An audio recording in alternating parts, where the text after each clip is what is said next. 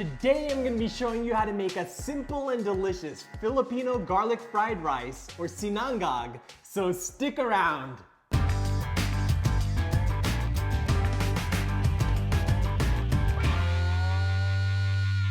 Welcome back to Know Recipes. I'm Mark Matsumoto and I'm here to show you how to elevate your everyday meals, so hit that subscribe button and ring that bell so you don't miss out. I don't know about you, but I'm a savory breakfast person, and the Philippines is one of my favorite places to have breakfast. Dishes like tosilog and longsilog are things that I crave long after I've flown home, which is why I've been working on perfecting my version of this classic. Sinangag is like the hash browns of Filipino breakfasts, but I'd eat it for any meal of the day.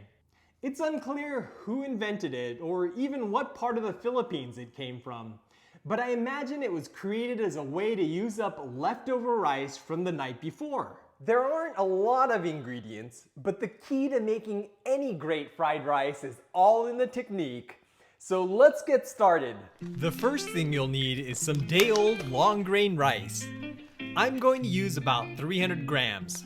The reason you want to use stale rice is because this gives the rice a chance to retrograde, which is just a fancy way of saying that the starches in the rice have gone back to their original structure.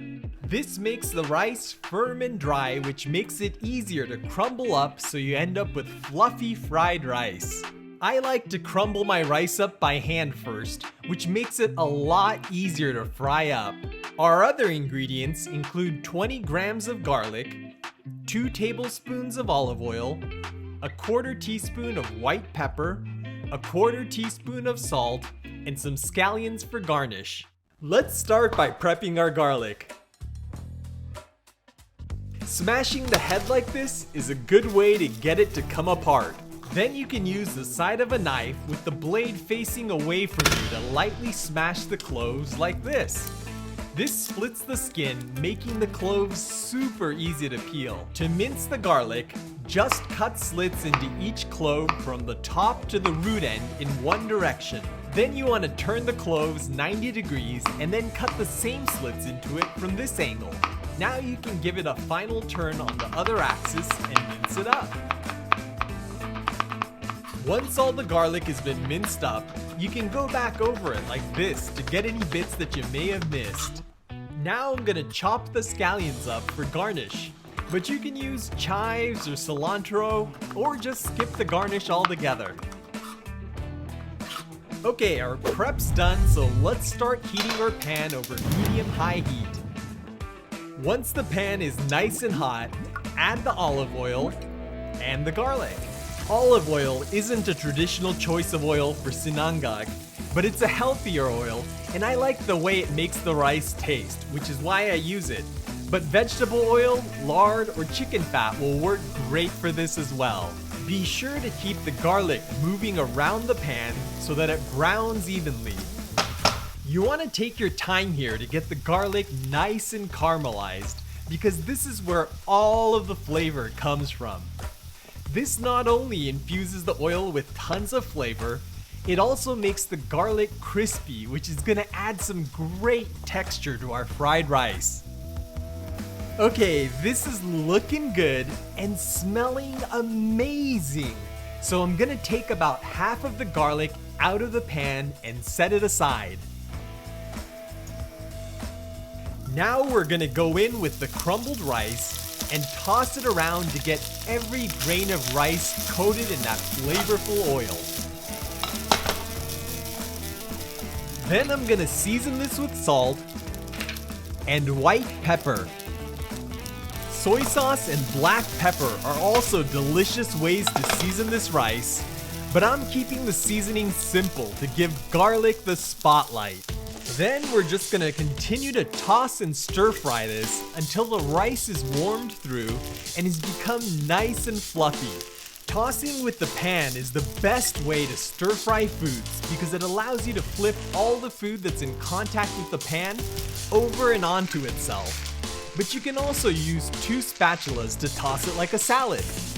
The trick to tossing with the pan is to thrust it forward like you're tossing it to someone, and then give it a quick upward flick with your wrist. This redirects the forward momentum of the rice upward so that it curls over itself in a delicious wave of garlicky goodness. Okay, this rice is warmed through and looking nice and fluffy, so let's get it plated up. Words can't do the smell in my kitchen justice, so you'll just have to take my word for it, but the aroma is literally making my mouth water. Now I'm gonna top the rice with the browned garlic we set aside. This not only makes for a beautiful golden garnish, it also adds some nice crisp texture into every bite. Sprinkle this with some scallions, and our sinangag is ready to go.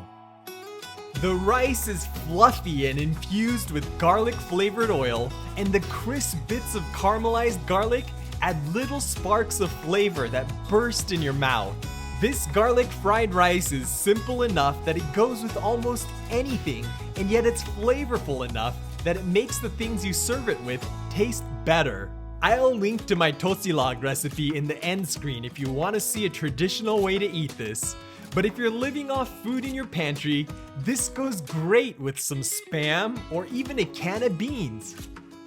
Sinangag is a great way to use up leftover rice, and whether you're having it with eggs for breakfast or as a side for dinner, it's crazy good, so I hope you'll give it a try. If you enjoyed watching this video, you can let me know you want to see more like it by giving this a big thumbs up and by sharing it with all your friends that love garlic. As always, I want to send a special thank you to all of my amazing patrons who helped fund this video. If you're enjoying my videos and learning something new, I hope you'll consider joining the No Recipes crew by clicking the link up here and help fund our future videos. Well, I know it's a little late in the day, but I think I'm gonna go fry up some tocino and eggs and have it with my sinangag, but I'll catch you in the next one. Check us out on Instagram at No Recipes.